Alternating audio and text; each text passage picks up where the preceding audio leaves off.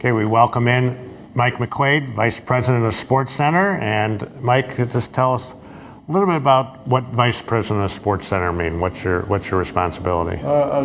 Basically the day-to-day oversight of the content. So hour by hour, show by show, 17 hours a day of content. It's sort of in my wheelhouse. Not a lot of sleep some days, but that's the job. 17 hours of content. Yep. I mean, that is this, and that's just on Sports Center. Obviously, you have a 24-hour ESPN News, right? So, take me through a day. When does your day begin? And you're going all the way. You know, as you said, you start in the morning, and you guys all go all the way to the West Coast shows in the evening. Yep. I mean, for me personally, the day I sort of divide up the month in how I'm going to position myself, whether I'm going to be in during the day or at night. So if I'm during the day, I'm in here by 8, and then I'm looking at rundowns and talking to producers right up and through the 7 o'clock Sports Center. Check off with the late show guys, and then call it a day. If it's the reverse, I come in a little later and stay through Van Pelt's show, which ends at 1 a.m. So that's quite a, so to be responsible and to be overseeing that amount of content, I mean, how do you approach that? I mean, as you said, one of the ways is to kind of compartmentalize, but what is your approach? What is going to be in your mind, a good Sports Center show? Yeah, I think on the particular day, I think the biggest thing that you're looking for are what are the biggest stories of the day and what are our treatment of those stories. So that's the first place I'm diving into. Do we have all the best people and all the smartest people we employ on the best stories of the day? And then after that, it's going layer by layer to find these stories that people are talking about and what is our treatment of those stories.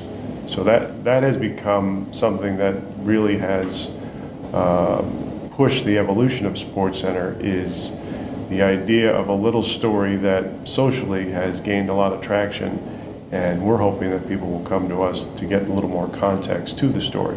So we have to make sure that we're playing in that sandbox. So you guys are monitoring what's going on in social media, Sure. to seeing can you think of, is there an example, something that stands out that maybe wasn't on your radar in the morning, but kind of, hey, this is kind of a big story that people are paying attention? Harbaugh and Saban going back and forth with each other. As the day wore on, more and more people were talking about it, and I felt we were behind on that story and we needed to be further ahead. That was sort of to me, was a watershed moment for our group to say, look, we have to recognize that it's not necessarily the games that are being played or the trades that are happening. It can be these subtle things that can grow and grow and grow depending on what is said. That's great.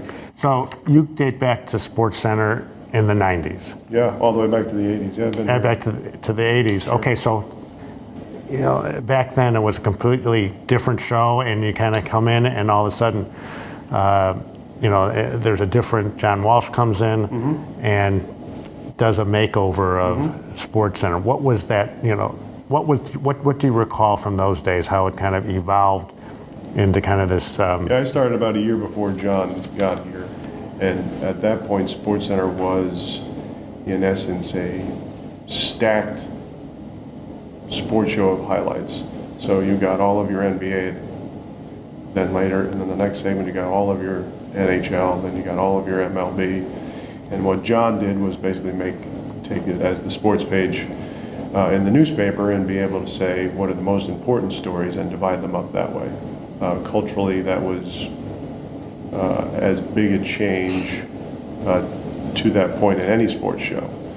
And it's evolved from that ever since. And this idea of, again, changing the format, but also, we had Chris, who was a little bit, Berman, who was irreverent, but he also but John also wanted anchors to have fun, to have, and what was behind that? Well, as someone who I worked with Keith and Dan in the 90s. Dan Patrick and Keith Overman. Yep, in the 90s doing their show. I produced their show for 3 years, and I think we just had fun, but we didn't take ourselves too seriously, and we didn't take but we took the job very seriously. And I would say most of the fun was more out of oftentimes mistakes or just on the fly moments as opposed to things that were planned. But we dealt with steroids, we dealt with labor strikes, we dealt with all the serious topics as well. But again, we had some fun doing it. What was it like working with Keith? As challenging as you can imagine it would be. And he was, obviously he was an interesting character, but he was brilliant. I mean, he is. He taught me as much He's about brilliant. television that I would say he's right up there with the people that have taught me the most about television. What makes him so good? I'm talking, he's still around. What makes him so good was that his ability to quickly analyze a situation and have a story to tell about it instantaneously.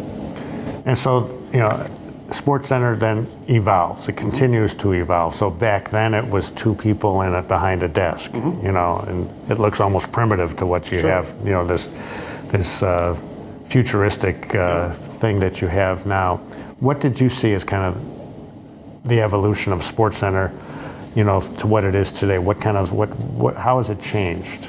It's changed as people's habits have changed. When we talk about SportsCenter today, we assume that the viewer has seen someone's game-winning home run or the touchdown pass that was thrown. It's our job to put that all together for them. It's not necessarily their knowledge before the show ever starts is far further along than it was 20 years ago, where they may be seeing the highlight for the first time. In most instances, we assume that they've seen portions of the highlight. They don't necessarily have the context to what it actually meant. They've seen a bunch of plays. So our job is to help put context to that and give meaning to it. And when you do that, and one thing that I've noticed, and I think, is that it's not just the two people behind the desk anymore, Correct. that you have analysts and there's, round table discussions and debate. Yep. Why is that a necessary component in today's? Well, I think the conversation has to be, the reason why we get more voices involved is just to further the conversation on a big topic. And I don't think in some instances, whether it's Kevin Durant signing, sometimes the news outside of the actual games is more compelling. And the more voices you can have to be more compelling in that scenario, the better the content can be. I think we're blessed with just the sheer volume of people that we have that work here. Our job is to get the smartest people to talk about the most important topics every single day. And so and this idea that of having experts, of having people, former coaches and former players talk about it, and people are going to tune in. I mean, that's what you want. I mean, if Kevin Durant's going to Golden State, you want people. I got to go to ESPN because I know they're going to have some sort of a panel to talk about the Sports Center. You already know he's going to Golden State. Right. You want to know what that means and who's talking about it, and help you form your opinion on what you think of it. And that's our job, to get some people in a room to discuss it. And this debate idea, which is really kind of ESPN started it. Now we see the same kind of format on CNN, and we see the same format on MSNBC. Why is that such a nice? Why has that worked? It works because it's a natural thing. I think there's constant conversations, whether if you're a sports fan, whether you're at a game or at a bar, there's constant conversation about sports and who's better than who outplayed who should be ranked higher than who. I think it's a natural offspring of sports. So in our mind, we're looking not necessarily on SportsCenter to embrace debate, but just further the discussion. So as we talk in July of 2016, you recently had a remarkable day for SportsCenter with the death of Muhammad Ali. And you guys were on the air for how many straight out? I don't know. I have no idea. But take us behind the scenes as far as what goes in. I mean, you had the people that you guys were talking to and the perspectives. What went into that marathon coverage that you had? Well, I think that's the big misnomer about television. If you don't have a plan, you can't execute anything. So the plan had been talked about for months. And obviously it gets updated and gets tweaked as you get closer to. So the plan is idea that we know that Muhammad Ali's aging and he's in frail, his condition is to. Correct. So in the last week or so, we sort of came up with the notion of, right, so if it happens during this time window, this is how we'll react to it. So when we got to probably Wednesday or Thursday of that week, we had a pretty good sense that something could happen. And at that point, we got all of our best people and just told them to be on standby. We brought them all in on that Friday night and had them all at the ready to go and be ready to go. We had a list of 50 to 60 names of people that we had all their phone numbers and all their contact information to call them as soon as this happened. So preparation obviously is paramount. Enormously important to this. You cannot execute what you didn't plan. It's one thing to be on the fly. You cannot be on the fly we didn't take a commercial break for 4 hours. So you can't do that without having a plan of how you want to execute it. You're speaking to, as we conclude here, you're speaking to a group of students, some of whom will be future producers, maybe even working for you. What kind of advice would you give them? I think the big advice that I would give them is that it's no longer just television. This is not what we're dealing with. We're dealing with content, and how people watch the content can be on a number of different platforms, number of different usages.